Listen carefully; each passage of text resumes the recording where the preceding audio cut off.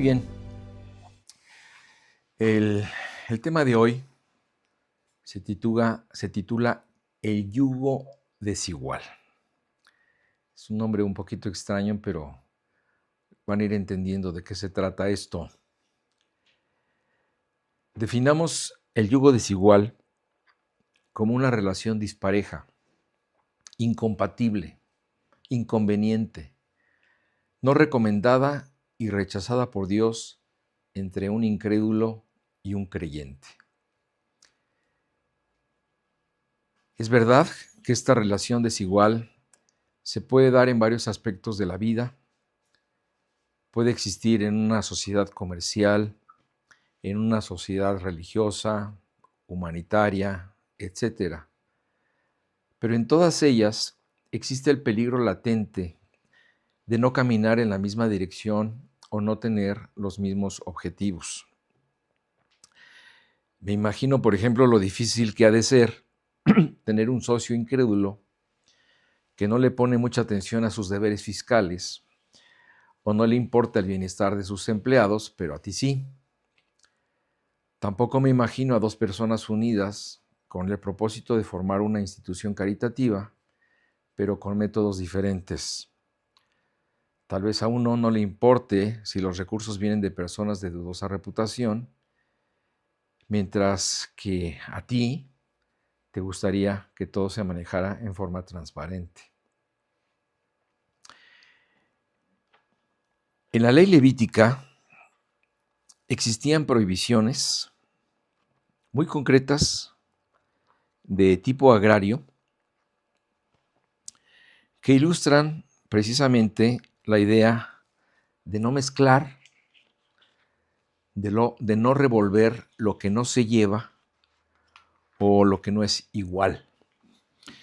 Fíjate cómo lo dice en Deuteronomio 22, versículos 9 al 11.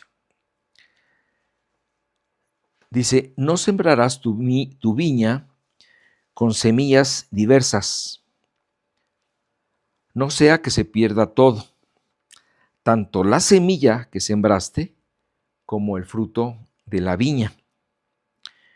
No ararás con buey y con asno juntamente.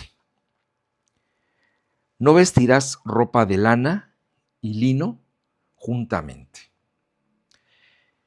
Dice, no usarás semillas diversas. Este consejo va en virtud de algo que había que evitar para que no se perdiera todo, porque en este cultivo mixto se podía perder tanto la semilla como el fruto. Es algo que inmediatamente nos recuerda la parábola que Jesús enseñó acerca de la mala mezcla entre el trigo y la cizaña. Después dice que no vas a poner a arar juntos a un buey y a un asno. Aquí vemos una incompatibilidad natural de unir en un trabajo a dos especies de animales, porque no tienen la misma fuerza, no comen lo mismo, son de diferente tamaño, tienen diferentes zancadas, etc. Es decir, no pueden trabajar juntos. El siguiente punto es no mezclar en una tela lana con lino. Por un lado, la lana es una fibra que calienta y el lino es una que refresca, lo cual sería muy lógico no mezclar. Además de que no me imagino qué pasaría después de la primera lavada.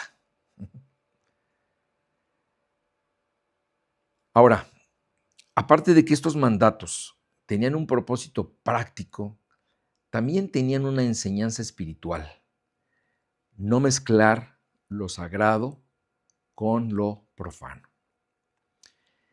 En este estudio hablaré del sentido espiritual de la enseñanza, enfocado pues a las relaciones interpersonales de pareja. Dios extendió este principio de no mezclar precisamente a las relaciones de pareja. Él conocía perfectamente el riesgo que correría su pueblo escogido cuando éste estuviera en contacto con personas distintas. El interés o el atractivo que pudieran tener por otras personas sería algo que podría suceder. Era obvio porque estamos hablando de humanos entre los cuales puede haber una atracción. No estamos hablando de una relación entre un marciano y un venusino. Estamos hablando de personas donde una relación se podría dar porque era posible. Por esta razón, Dios vio un peligro inminente en este tipo de relaciones mixtas. Usaré este término, relaciones mixtas, para describir precisamente la unión de un creyente con un inconverso. Dios veía muchas desventajas en este tipo de relaciones y por esta razón se las prohibió a su pueblo. Fíjense cómo dice en Esdras 9:12.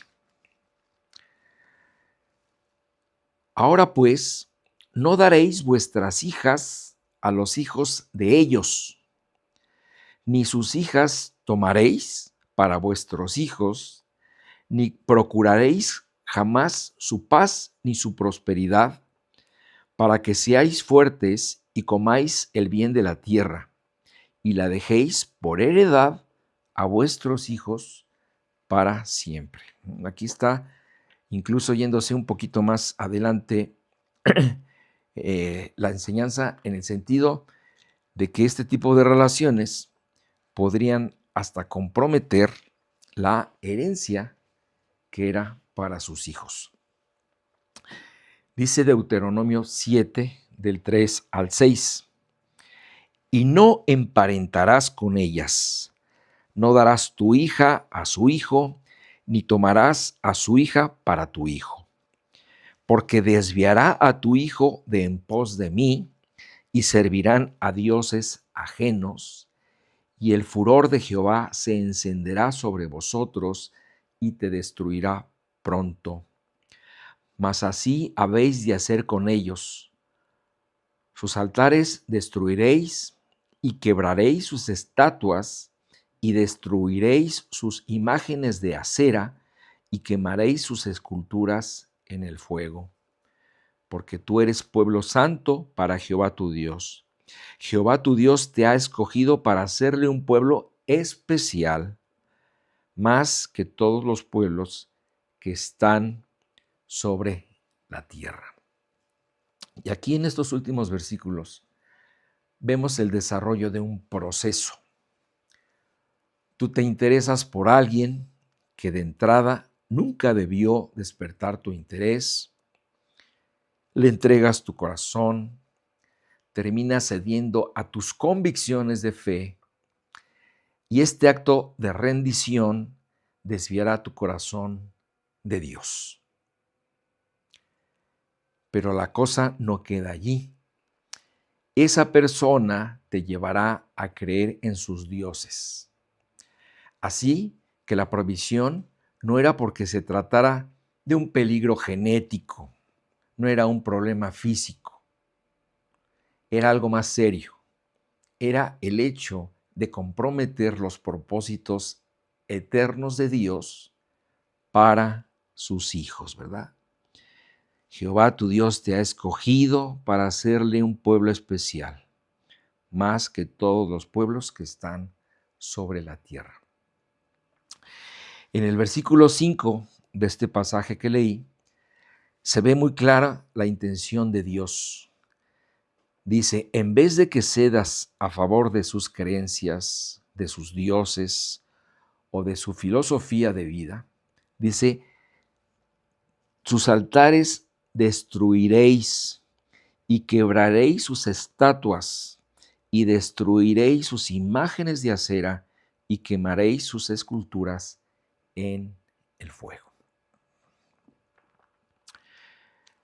Más adelante, ya en el Nuevo Testamento, vemos cómo el apóstol Pablo, en 2 de Corintios 6:14, retoma esta enseñanza y dice, no se unan. Voy a leer este versículo. Dice, no os unáis en yugo desigual con los incrédulos. Pablo nos dice que no nos unamos en un yugo desigual con los incrédulos. Y lo dijo pensando exactamente en esa prohibición concreta de la ley levítica que leí en Deuteronomio. No ararás con buey y con asno juntamente. Cuando se araba la tierra, se formaban lo que se llama una yunta, que podría ser de bueyes o de asnos, pero como ya vimos, nunca combinados. Esta pareja, como está en la portada que puso Alicia como título de este estudio, esta pareja de animales se unía por medio de un yugo, el cual era un pedazo de madera que se colocaba sobre el cuello de los animales, la cual pues los mantenía juntos para caminar coordinados y unir su fuerza de tiro. Tomando esto como una ilustración, Pablo nos dice, no se unan a otra persona distinta. No permitan que se les ponga un yugo que los obligue a caminar juntos. Cuando dice no se unan, está alertando a no comenzar una relación desigual antes de que ésta se lleve a cabo.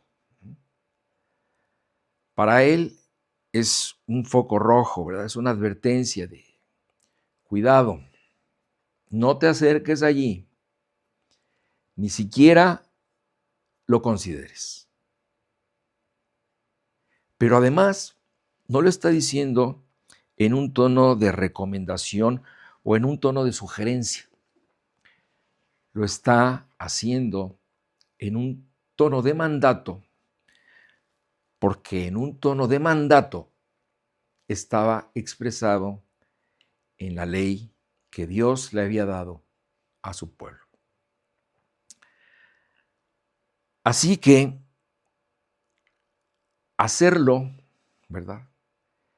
Ya involucraba un acto voluntario, que se convertía en un acto voluntario de desobediencia. En este sentido, al igual que todo tipo de desobediencia ante una prohibición concreta de Dios, pondría de manifiesto una actitud de rebeldía,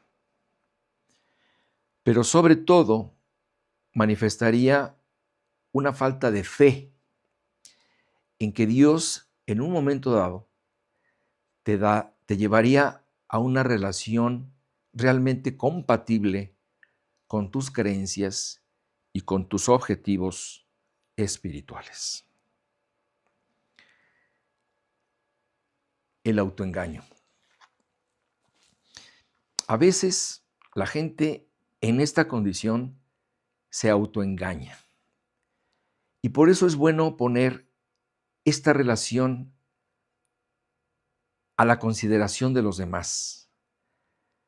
Porque ya dentro de una relación de este tipo, las personas pierden la objetividad.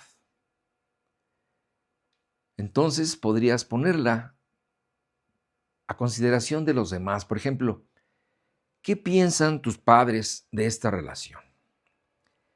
¿Qué piensa tu pastor?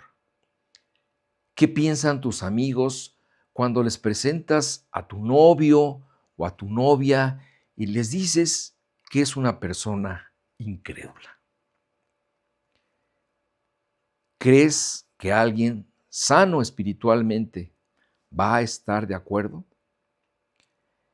¿Crees que alguien que vea las cosas desde fuera, sin estar comprometido el sentimentalismo, te va a apoyar?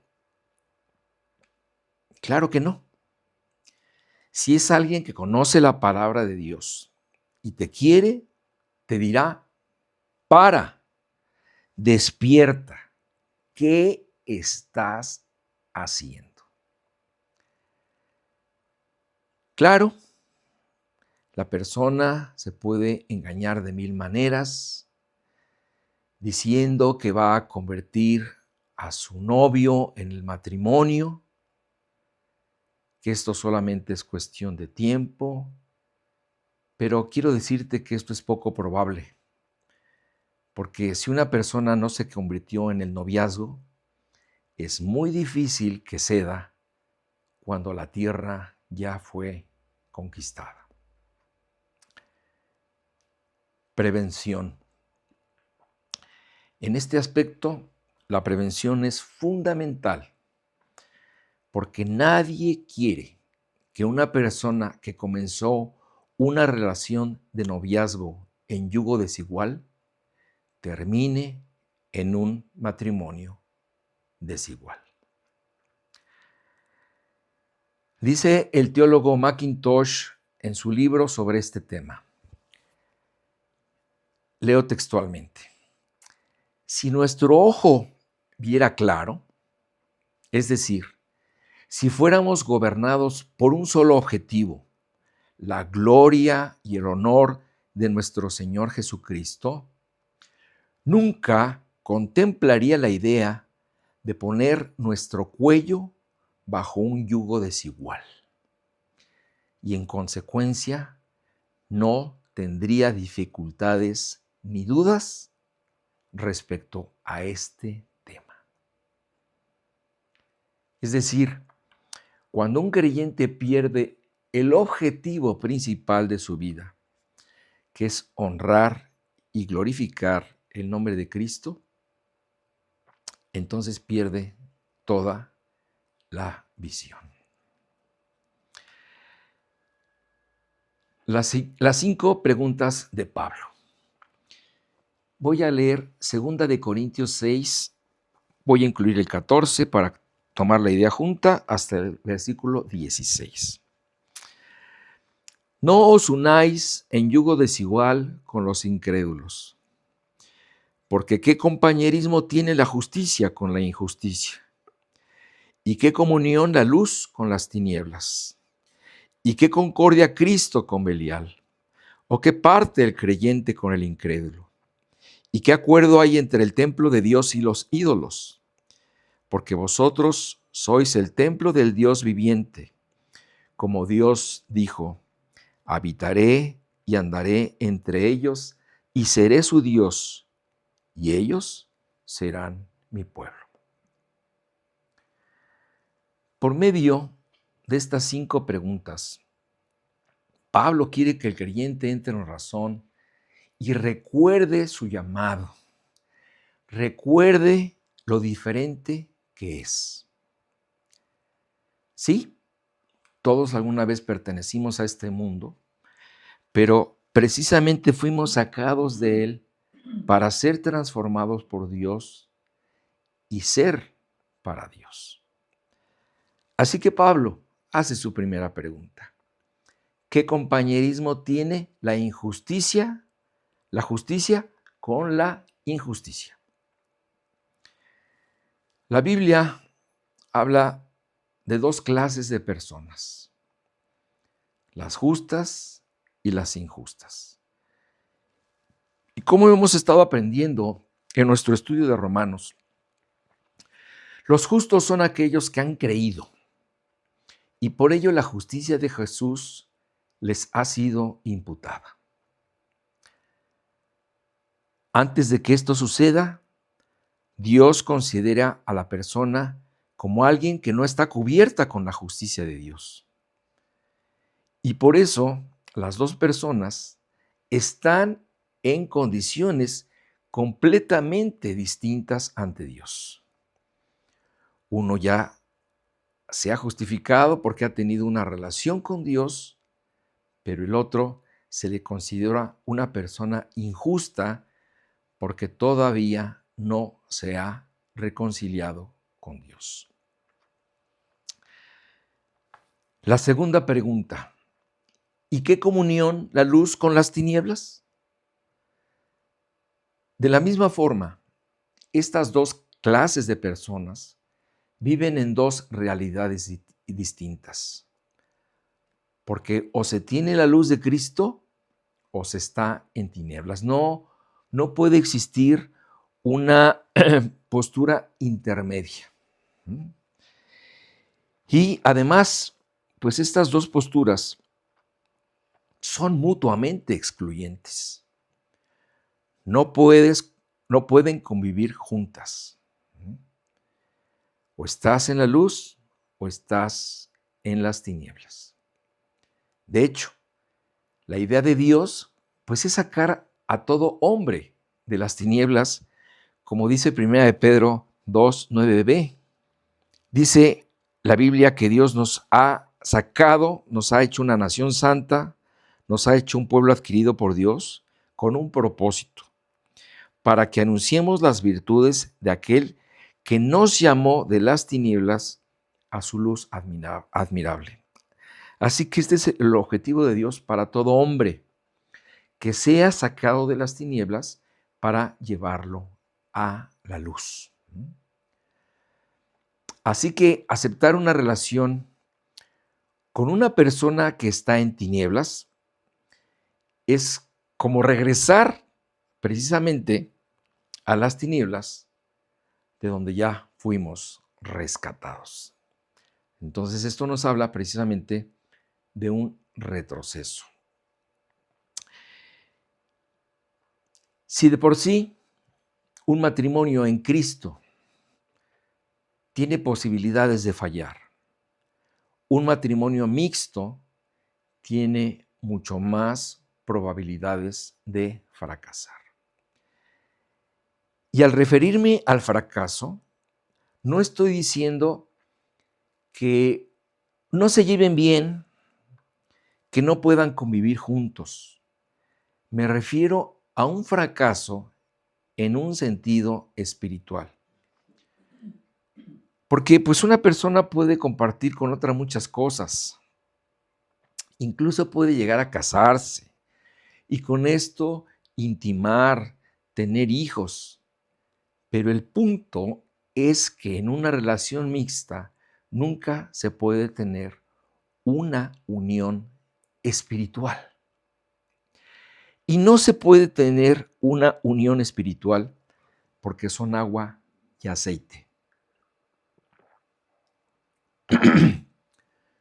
Pueden estar juntos en el mismo vaso, pero no se pueden mezclar. No pueden llegar a ser uno solo.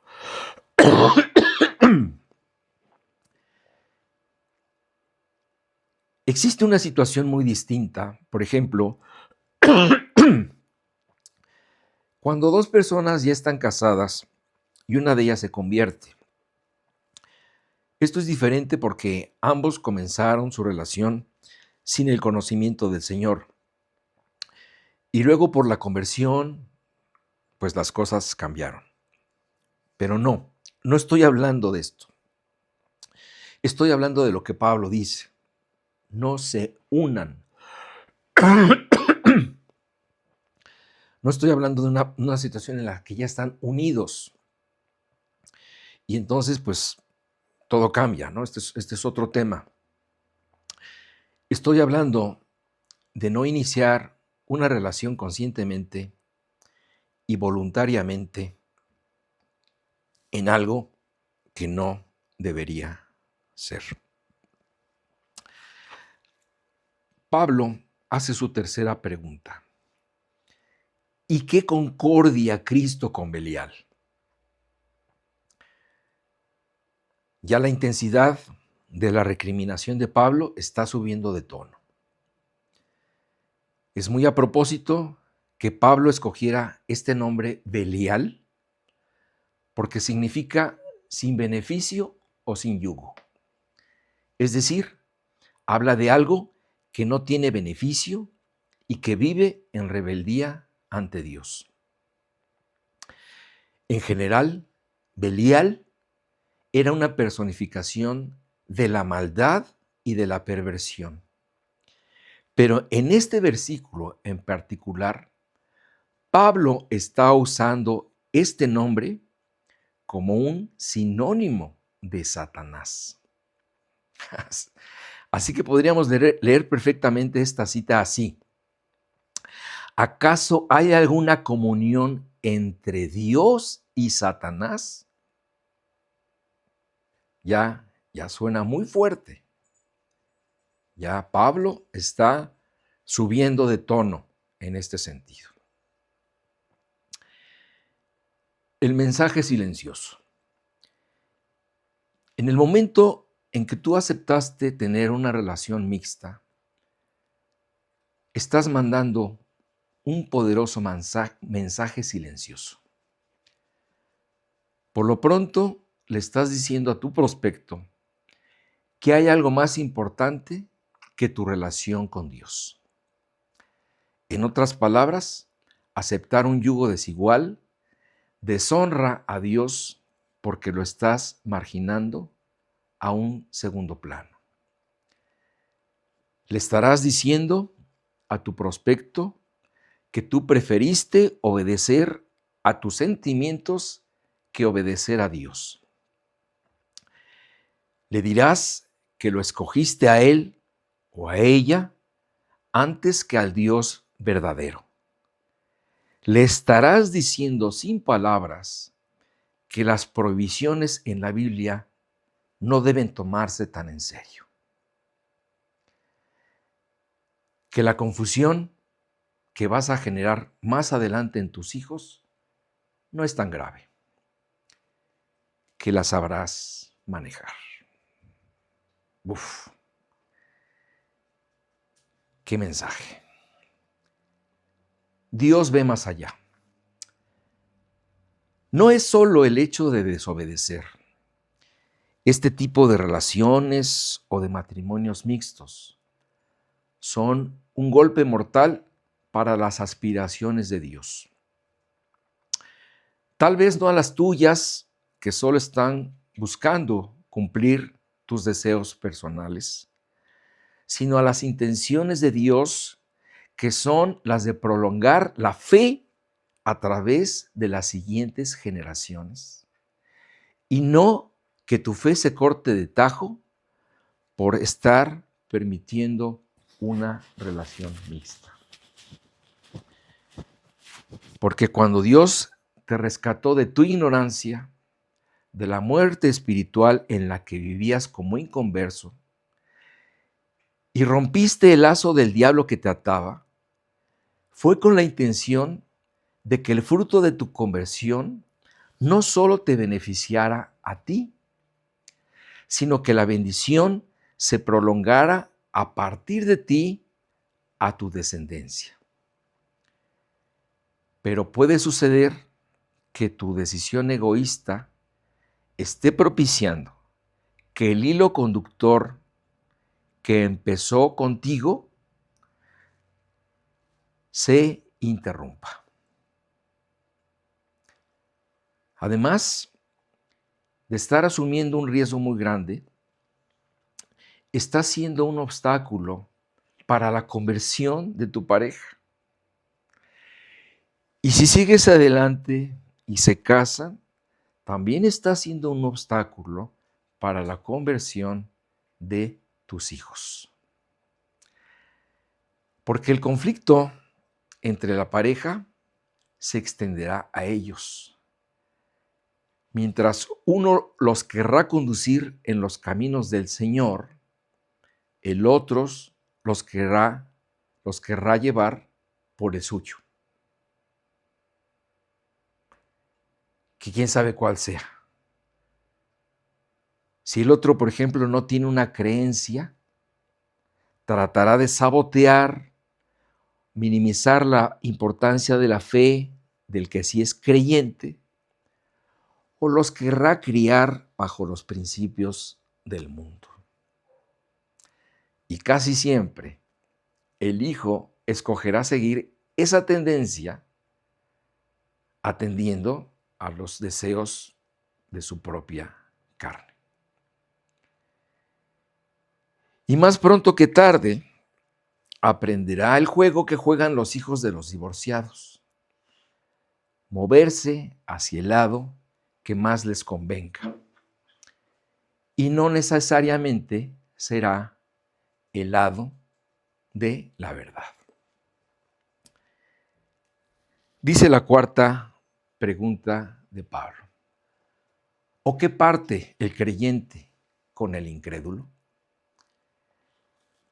La respuesta se está haciendo demasiado obvia.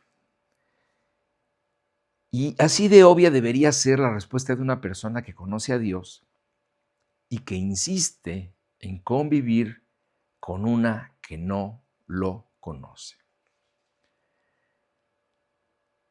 Si alguna vez como creyente tuviste el objetivo de servir a Dios, no te extrañe que después estés sirviendo a la forma de vivir de tu pareja, o termines dándole culto a su ignorancia sin Dios, tal vez hasta a su religión, o simplemente a una vida sin un verdadero propósito espiritual. Y fíjate, de por sí ya los creyentes tenemos un reto con sobrellevar nuestra vida cristiana individualmente, como para echarnos a la espalda una carga adicional con la vida incrédula del otro. Sin duda, y desgraciadamente te podría decir que lo he visto en muchos casos, este tipo de relaciones te llevará a entregar tu vida a otros objetivos. De entrada, una persona que no comparte tu fe y por lo tanto que nunca te apoyará ni te acompañará, por ejemplo, en tu oración por alguien. Tampoco te apoyará cuando le quieras hablar a alguien de Cristo, y menos si se trata de su familia, ¿no? Es decir, no podrás compartir una vida espiritual ni tampoco objetivos espirituales con alguien que no comparte tu vida espiritual. Estarás ante alguien a quien te rendiste por amor, que te ganó la partida y a quien nunca tendrás a tu lado para librar la batalla más importante de la vida, que es ganar a otros, incluyendo a tus hijos, para Cristo. Será una esclavitud hacia los valores y pensamientos de alguien a quien la Biblia describe como muerto en delitos y pecados. Para alguien que la Biblia describe como una persona para quien la cruz de Cristo es locura, que anda en la vanidad de su mente, con el entendimiento entenebrecido, ajeno de la vida de Dios por la ignorancia que hay en él, por la dureza de corazón, que es una persona que incluso, dice la Biblia, que no heredará el reino de Dios. Fíjate cómo dice esto Pablo en 1 Corintios 6:9, cuando dice: ¿no sabéis que los injustos no heredarán el reino de Dios? No erréis, ni los fornicarios, ni los idólatras, ni los adúlteros, ni los afeminados, ni los que se echan con varones. Sigue la lista en el 10, ni los ladrones, ni los avaros, ni los borrachos, ni los maldicientes, ni los estafadores heredarán el reino de Dios. Fíjate, al no poder compartir una vida cristiana con tu pareja, la tendencia será a que el creyente se aleje y se enfríe más en su relación con Dios. Y este será el grave precio que se tendrá que pagar. Porque generalmente el inconverso termina dominando la relación y el creyente termina sometido. ¿Por qué? Porque su propia naturaleza reformada lo hace preferir buscar la paz y la armonía en esta relación, y esto obviamente será aprovechado por el otro. La quinta pregunta: ¿y qué acuerdo hay entre el templo de Dios y los ídolos? La Biblia enseña que un hijo de Dios es un templo de Dios. Fíjate cómo lo dice Pablo en 1 Corintios 3, versículos 16 y 17. ¿No sabéis que sois templo de Dios y que el Espíritu de Dios mora en vosotros? Si alguno destruyere el templo de Dios, Dios lo destruirá a él, porque el templo de Dios, el cual sois vosotros, santo es. Pablo usa esta realidad para continuar con su argumento. Ustedes, no lo olviden, son el templo del Dios viviente. Este es un recordatorio para lo que es el creyente, pero además es una advertencia para aquel que lo quiere destruir, ya sea intencional o no, porque el templo de Dios, o sea tú, es santo, ha sido apartado para Dios. Los que no conocen a Dios sirven a sus ídolos en cualquiera de sus manifestaciones o de sus formas. Así que no puede haber una manifestación más grande de su ignorancia espiritual que vivir de esta forma. Alerta. Debes estar alerta, porque aunque tal vez tú no lo veas, la vida de un creyente es muy codiciada. No cualquiera tiene los valores ni los principios de un hijo de Dios, ni tampoco todos asumen el compromiso matrimonial con la seriedad y la fidelidad de un cristiano. El creyente es muy codiciado. El creyente brilla como un diamante en medio de un mundo cascado, pervertido y oscuro. Tan es codiciado que a veces el prospecto fingirá una conversión para poder seguir con sus planes de conquista.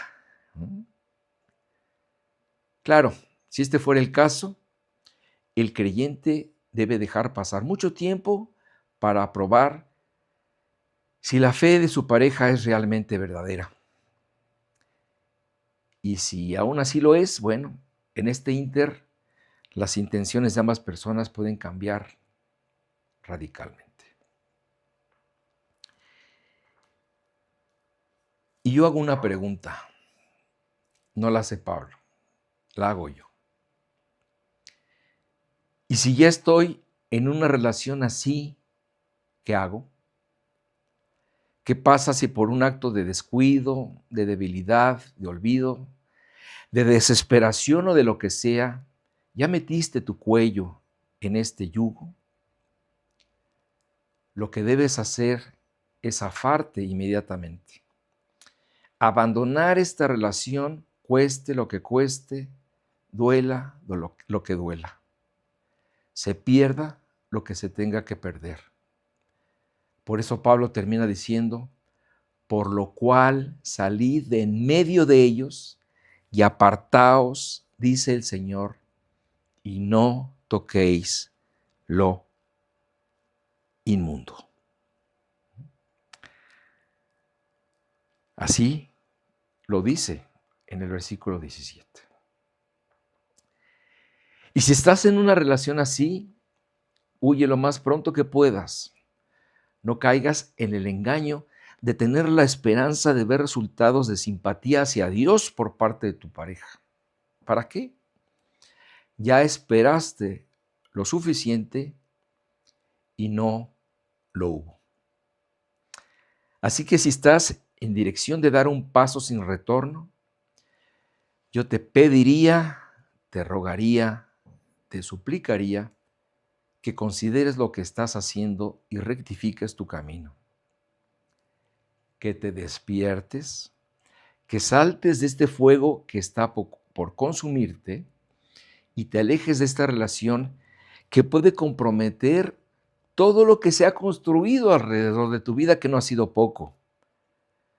Porque tus padres oraron por ti desde antes de que nacieras y su cuidado se ha extendido hasta el día de hoy sobre ti, guardándote y conduciéndote por el camino del Señor. Así que no traiciones a tus padres, ni a Dios, ni a ti mismo. Querer arar la tierra con dos animales distintos o sembrar la tierra con dos semillas diferentes resulta no solo en no ser recomendable, sino catastrófico. Lo que podemos detectar detrás de todo esto es sin duda el susurro del enemigo de Dios, que al saber todo el desastre que puede provocar a partir de una relación tan desigual, tratará de alentar y darle argumentos al débil de conciencia para que siga adelante. Conclusión.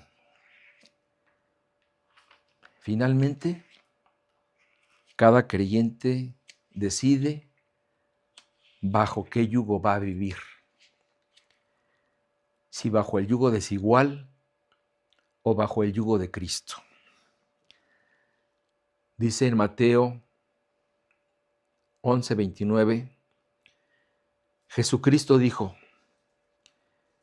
Llevad mi yugo sobre vosotros y aprendid de mí, que soy manso y humilde de corazón, y hallaréis descanso para vuestras almas, porque mi yugo es fácil y ligera mi carga. Hay un yugo y hay otro yugo. Los dos son muy distintos. El del incrédulo será un yugo de aflicción constante y una pesada carga. El de Cristo será fácil, ligero y le dará descanso a tu alma. Yo sé que tal vez no será fácil romper esta relación mixta, porque como les decía, pues puede haber ya sentimientos involucrados, planes o intereses de por medio. Nadie ha dicho que es fácil quitar un tumor maligno que se ha enraizado, pero es absolutamente necesario. Bueno, si crees que vale la pena continuar viviendo bajo la voluntad de Dios. No creo que haya un dolor más grande para un creyente que arrepentirse después de haber tomado una mala decisión que se pudo haber evitado. Finalmente, el único que va a ganar en esta decisión de desligarse de este yugo eres tú.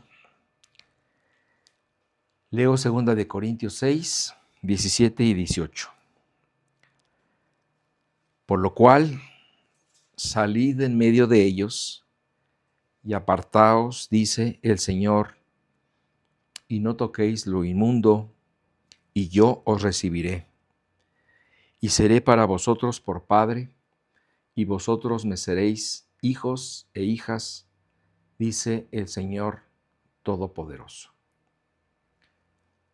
Como siempre, nunca te arrepientas de tomar una decisión correcta. Nunca te arrepientas de obedecer a Dios. Y como acabo de leer, como siempre, Dios te recibirá de regreso y serás bendecido. Hermanos, que Dios los bendiga. Maranata.